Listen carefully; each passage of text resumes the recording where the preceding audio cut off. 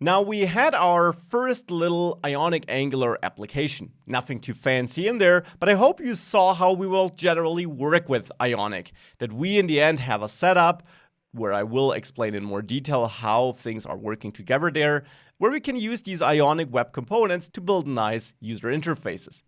Now, Ionic hasn't always been about web components though.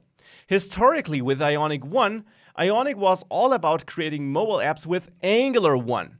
And Ionic 1 was released in 2013. In the end, what Ionic 1 did was it didn't create web components. That wasn't possible back then. You couldn't create your own HTML elements. Browsers didn't support that.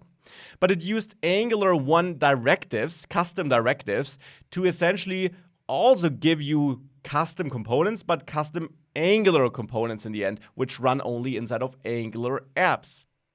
Now, Ionic 2 continued this in 2016 by giving you the same for Angular 2, which was a brand new version of Angular, which is totally different to Angular 1. The two have basically nothing in common indeed.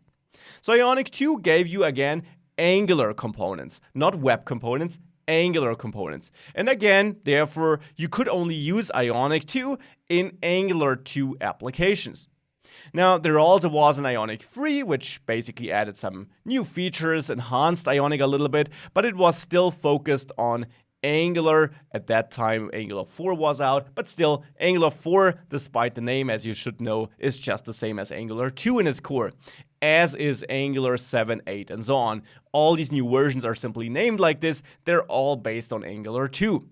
So we still could only build Angular Ionic apps there. And the Ionic team decided that this would not be optimal for the future, because not all people are using Angular. You, of course, probably are, otherwise you'd not be taking this course, but you could be using React, or you could be using Vue, or no framework at all. And maybe you want to use some Ionic components, maybe not even all of them, but some of them. Or you do want to use all of them because you do want to build a native mobile app with Ionic. Well, then you were limited to Angular. With Ionic 4, you aren't anymore.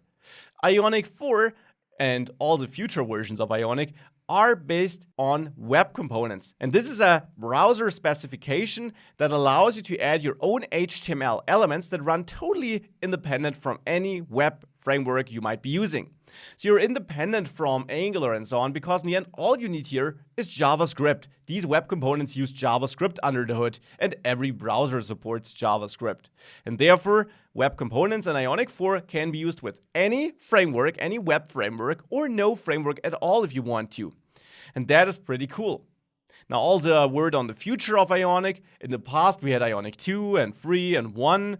Now we have Ionic 4, and we'll get a new version every 6 months. But just as with Angular 5, 6, 7, 8, and so on, these new versions don't change everything. There are small incremental enhancements where the majority will stay the same. Your knowledge you need will stay the same. Only some enhancements are made, minor features are introduced, and all these changes will happen in a backward compatible way so that you have loads of time of updating your app if needed, and often you don't even need to update anything. So this is not like, oh god, I gotta learn something new in 6 months. You don't.